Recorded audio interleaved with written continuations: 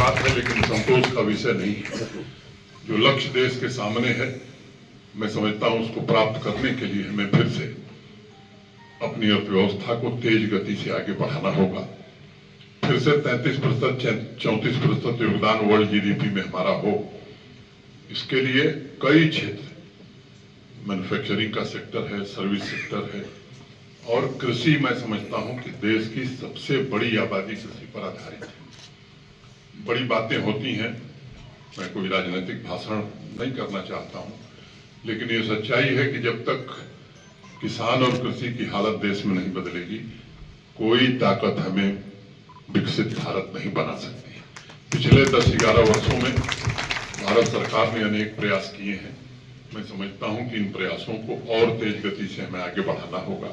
सहकारिता का और सहकारी बैंकों का मैं मानता हूं कि सबसे बड़ा योगदान होगा। जब तक इनपुट क्रेडिट किसान को नहीं मिलेगी, किसान को खेती करने के लिए सस्ते दर पर धन नहीं मिलेगा, तब तक खेती अच्छी नहीं हो सकती है। उसमें सहकारी बैंक की बड़ी भूमिका है।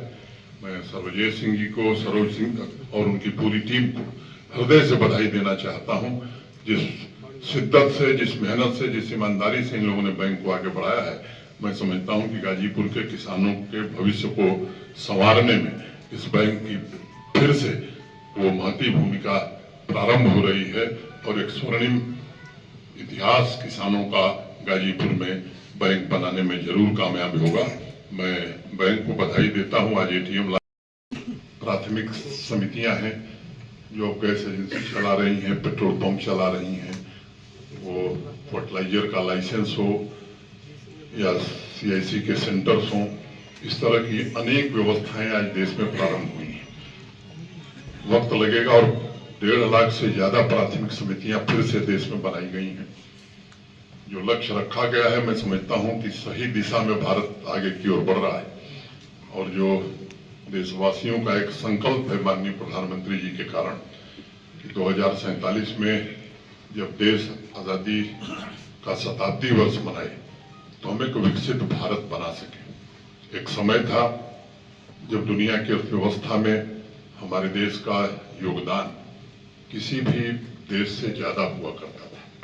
अगर इतिहास की बात मैं करूं तो 11वीं शताब्दी के आसपास वर्ल्ड जीडीपी में मैंने दुनिया की अर्थव्यवस्था में भारत का योगदान लगभग 33% से ज्यादा हुआ करता था। आज जो दुनिया के विकसित देश माने जाते हैं, अमेरिका हो, ब्रिटेन हो, यूरोप के देश हो, तो उनका योगदान हमारी तुलना में बहुत कम हुआ करता था। 15वीं शताब्दी आते आते हमारा ये योगदान घटकर 25% हो गया।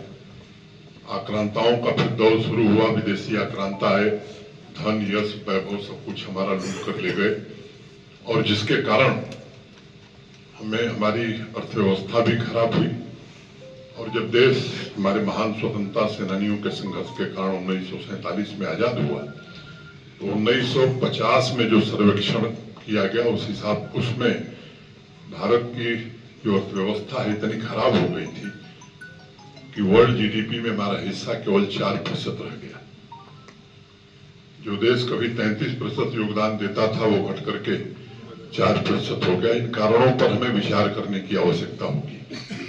जब जब देश में विभाजनकारी शक्तियों ने या आक्रांताओं ने देश को गुलाम बनाया, हम आर्थिक रूप से विपन्न हो गए। इतिहास ने फिर से करवट बदली, चक्र घुमा 2014 में और 2023 में इंटरनेशनल मॉनेटरी फंड, अंतर्राष्ट्रीय मुद्रा कोष ने जो सर्वेक्षण किया है उसके हिसाब से आज भारत का योगदान वर्ल्ड जीडीपी में ने दुनिया की अर्थव्यवस्था में 15% हो किसानों के लिए। सहकारिता का जो क्षेत्र है, इसके कारण ग्रामीण भारत को विकास की जो गति मिलनी चाहिए थी, किन्हीं कारणों से कुछ वर्षों तक वो अवरुद्ध हो गई।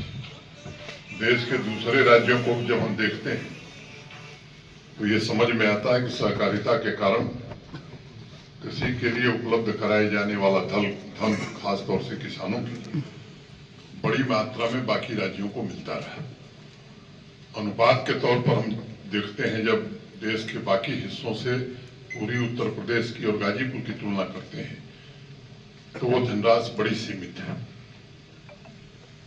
एक सुखद दौर सहकारी बैंक गाजीपुर का प्रारंभ हुआ है। पिछले कुछ वर्षों से लंबे समय तक घाटे में चलने वाला सहकारी बैंक आज लाभ अर्जित कर रहा है।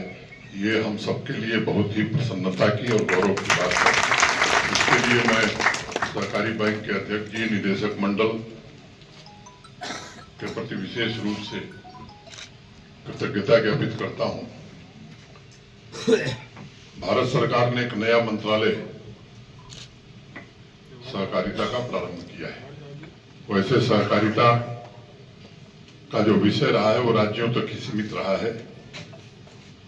संविधान निर्माताओं ने जो व्यवस्था की थी उसमें पूरी तरह से राज्यों की सूची का भी ये विषय नहीं था, लेकिन देश की पहले की सरकारों ने कभी इस पर विशेष ध्यान नहीं दिया। भारत के वर्तमान प्रधानमंत्री आदरणीय श्री नरेंद्र मोदी जी ने पहली बार सहकारिता मंत्रालय भारत सरकार का बनाया और देश के वर्तमान मंत्री सहकार आदरणीय अमित शाह जी ने एक नया प्रयत्न सहकारिता के क्षेत्र में शुरू किया है। जितनी पैक्स हैं, माने प्राथमिक समितियां हैं, कैसे वो आर्थिक रूप से पुनर्जीवित की जा सके, बैंक कैसे फिर से बैंकों को पुनर्जीवन मिल सके और पूरे देश में सहकारिता को लेकर के एक नया दृष्टिकोण देश के सामने प्रस्तुत हुआ। आधुनिक जमाने में ई बैंकिंग की सुविधा मैं समझता हूं कि बहुत आवश्यक हो गई है। अब सहकारी बैंक को उस दिशा में सोचने की आवश्यकता है।